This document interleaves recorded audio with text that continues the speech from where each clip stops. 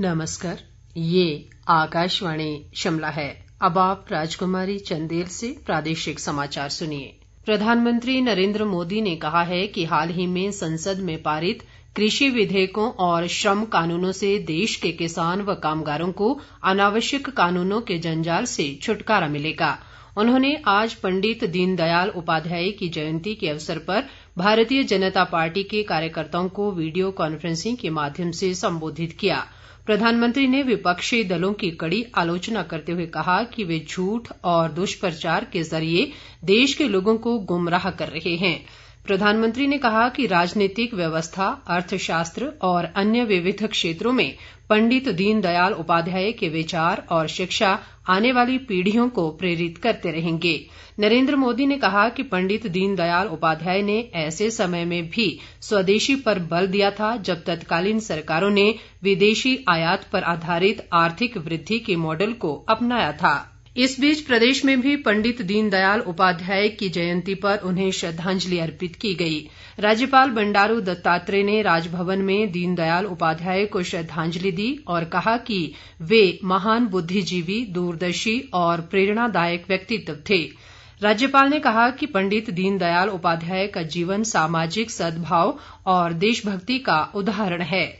भाजपा के शिमला स्थित प्रदेश कार्यालय में भी एक कार्यक्रम का आयोजन किया गया, जिसमें पार्टी पदाधिकारियों व कार्यकर्ताओं ने प्रधानमंत्री नरेंद्र मोदी के प्रसारण को सुना और पंडित दीनदयाल उपाध्याय को श्रद्धासुमन अर्पित किए गए। प्रदेश महामंत्री त्रिलोक जम्वाल ने कहा कि पंडित दीनदयाल उपाध्याय सब धर्मों को समान मानने वाली राष्ट्रवाद की विचारधारा में विश्वास रखते थे। कसुम्पटी भाजपा मंडल के शिमला जिले के कोटी में हुए एक कार्यक्रम में कैलाश फेडरेशन के अध्यक्ष रवि मेहता ने कहा कि पंडित दीनदयाल उपाध्याय एक महान विचारक थे, जिन्होंने जनसंघ की राजनीतिक विचारधारा को जमीनी स्तर के कार्यकर्ताओं तक पहुंचाया।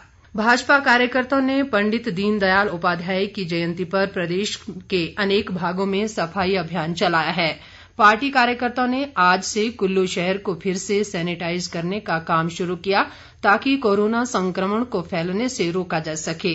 कुल्लू जिला भाजपा प्रवक्ता आदित्य गौतम ने बताया कि सैनिटाइजेशन का ये कार्य आने वाले दिनों में जारी रहेगा। जनजातीय विकास मंत्री रामलाल मारकंडा ने कहा है कि अटल टनल रोहतांग के खुलने से लाहौल स्पीति जिले में एक ओर जहां पर्यटन को बढ़ावा मिलेगा, वहीं कृषि व बागवानी गतिविधियां भी तेज होंगी। लाहौल घाटी के कारगा व गोंदला में आज किसान गोष्ठी और मृदा स्वास्थ्य पर आयोजित कार्यक्रम में उन्होंने कहा कि लाहौल स्पीति जिले के लोगों के लिए अटल टनल रोहतांग वरदान साबित होगी। मारकंडा ने किसानों से प्राकृतिक खेती अपनाने का आह्वान किया। उन्होंने कहा कि जिले में 15 करोड़ रुपए की लागत से सब्जी मंडी का निर्माण किया जाएगा। प्रदेश में उचित मूल्य की दुकानों की संख्या बढ़ाई जा रही है ताकि लोगों को घर के नजदीक ही राशन उपलब्ध करवाया जा सके।